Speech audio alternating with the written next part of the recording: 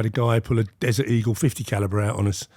For anyone who doesn't know, it's a huge handgun. But the thing is, if he'd have pulled the trigger, he'd have probably fucking flown backwards. That was a mad one. He'd been thrown out for doing sniffing or something, doing something in the toilets. And I just turned up checking on the bar. I wasn't working that night, but I just turned up my briefcase and my suit on, and I see this guy outside and he's rummaging around in the back of his BMW. And I said to the doorman, what's he doing? He said, he's an idiot. We're throwing him out there. He said, don't worry about him. He's an idiot. So I'm sort of like talking to the doorman. I've got one eye on him. And all of a sudden, he's found what he's rummaging around for. It's this Desert Eagle 50 caliber. He's like, pulls this gun out and just runs towards the door like that with his arm out straight.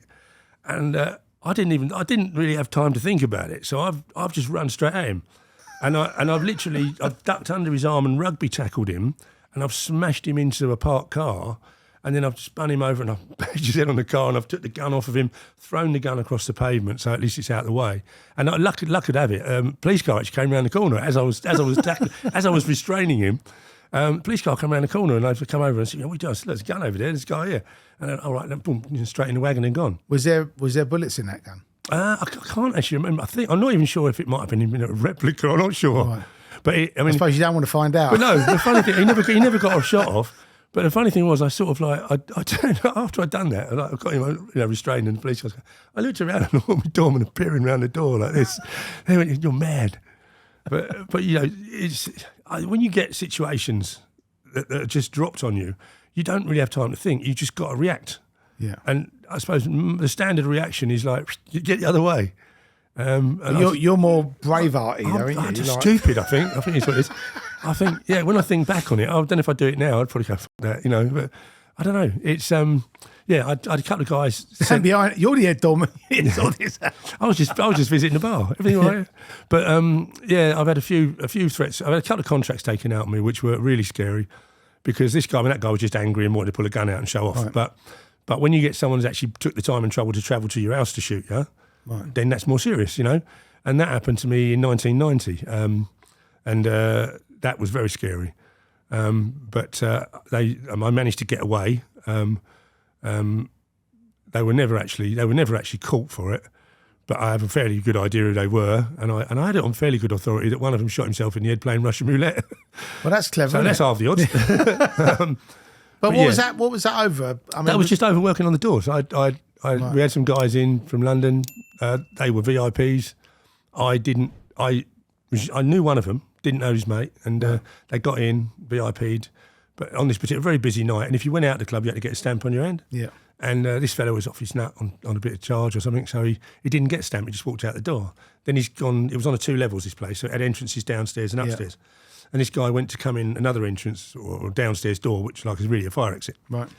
Doorman's quite rightfully challenged him and gone, "Sorry mate, not in this door, blah, blah, blah." And he started arguing with the doorman. I saw the argument start, so I rushed over there to try and defuse it. And I was like, I didn't recognise the guy straight away. Right. And I went, "What's the problem, mate?" And he went, "Who the fuck are you?" I said, "I'm the head doorman." So he punched me straight in the face. That's a nice intro, isn't it? So I hit him back. So I hit him and he's flying out the door. And then he's got up and he's charged at me again and had another go.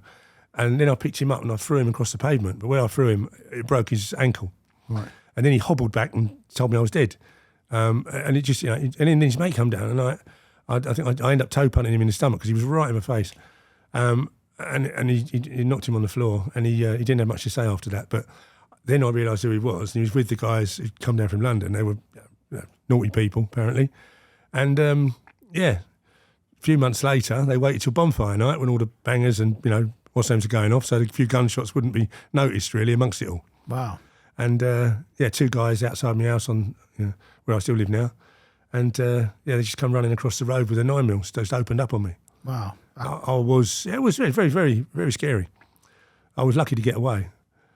And back in those days, like I said, when you don't know when it's going to come back again for another go. No, absolutely. Normally, if they do that, they do come back. Yeah, So I in those days I shouldn't have done, but I bought a piece and I carried it with me for the next 3 months, right, everywhere I went, to the gym, to the clubs, to whatever. Never had to use it. I slept in. I put alarms. I put extra alarms around my house. I put big lights around my house and that, for anybody who's a doorman now, obviously you've got your SIA badge, and it is a different world. I mean, back then, it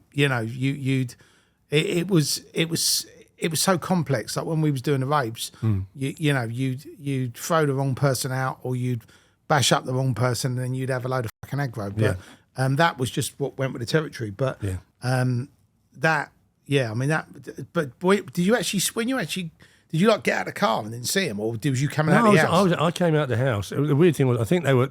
My normal routine at that time was I was working like every night of the week, and I'd be at work at 9 o'clock. So I'd come out at say 8:45 and drive to work. But that night I'd taken the night off, so I was actually coming out of the house to go down the off licence and get a bottle of wine or something, and a packet of cigarettes because I smoked then. As I walked out the house, I saw these two guys, and they stopped and looked at me from the other side of the road. I thought, something not right here. You know, the old Spidey sense, the old Dorman sense. And I thought, yes. Anyway, so I've kept my eye on them, but I've got in my car, and as I started reversing, I see this guy's arm drop down, and I see like the sort of silhouette of a gun. And I thought, shit. So, and then they've just come running across the road and just lifted the gun up and just started firing at the back of the car. Did they actually hit the car? They did, yeah. They blew the back tyres out, and there was holes in the back of the motor. I actually drove up the road with flat tyres.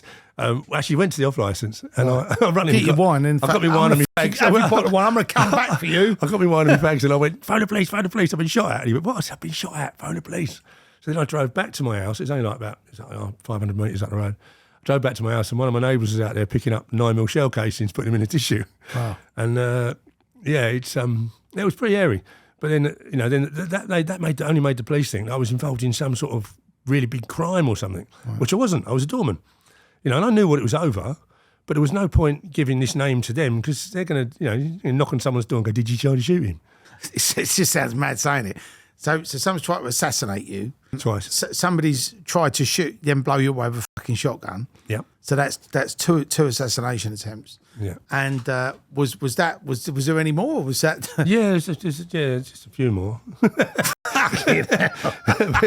you know what? I'm glad that I didn't become really good friends with you, Marcus, because I'd have been standing somewhere and probably got shot. Yeah, I mean, I did have a couple of others. But I'd some guys I'd thrown out from a club on a weekend, and they weren't happy being thrown out. They came back, wanted to carry the fight on, and so I went outside on my own with three of them, and I put them all in hospital. Right. And I didn't want to fight. I mean, I'd thrown them out. All they had to do was walk away, but they came back and wanted to particularly fight. And in those days, I was a bit younger, a bit more aggressive. Right. And I battered them. And then about a week or two later, I'm with my son, and my son was only about 4 years old at the time. So I'd have been about like 23 or 24, something. I was young, and they come walking down. I was with my son just going into a video shop and on a Sunday, and this group of guys, I think there was about 5 of them, and they had a shotgun and all the shells had been out shooting. And I clocked them straight away, but I thought they won't do anything. It's daytime, it's Sunday afternoon. With my son, But sure enough, I come out of the shop and I've got a shotgun shoved in my face. This guy's like, you think that's funny now, do you? It's like some of that, and he's like goading me. And my son's shitting himself, he's only like a kid. Like someone's put a shotgun in his dad's face. And I'm not trying to get my son back in the shop. I've got this barrel sticking under my chin. And the guy from the shop actually come out, took my son back in. And I went, look, I said, why don't you put the gun down? I said, and I'll batter all of you again. I said, you don't need a gun. And I said, I tell you, you ain't got the balls to pull the trigger anyway. I said, do it. All right? And I was really hoping he wouldn't. Yeah. But I didn't know what to say. I'm not going to go, oh, please don't shoot me. So I just sort of fronted it out, really. I said, go on then, do it. You pull the trigger. Or I'll put that down and we'll have a row. I'll go with 5 of you. Right? Anyway, then at that point, there's a siren, and the guy in the shop's phoned the police, and they responded pretty quick that time. The guy with the guns ran off. And they didn't take you up on your kind offer. No, but I went and found them. I went and found them a few weeks later, and I only found 3 of them, but the main 3, the first ones, and in their hometown and in their local nightclub, and I tried to take it outside, and that was very personal for me because of my son. Oh, you can't do that because you don't do that in front of your children. Do you know, it's ridiculous. But yeah, I battered them properly that time. I really on my own. And they never, ever even looked at me in a bad way after that. If I was walking down the road, they'd cross over, go the other way.